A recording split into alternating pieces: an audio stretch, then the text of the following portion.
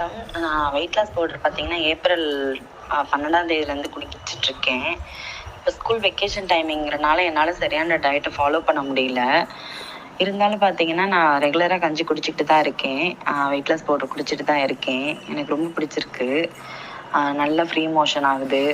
ஆ இது குடிக்கிறனால பசியும் அவ்வளோவா எனக்கு எடுக்கிறதில்ல. வேறு எதுவும் சாப்பிடவும் தோணல. இதுவே எனக்கு ஃபுல்ஃபில்லாக இருக்க மாரி இருக்கு. வெயிட்டு பார்த்தீங்கன்னா, நான் இப்போதைக்கு ஒரு 5 கேஜி குறைஞ்சிருக்கேன்.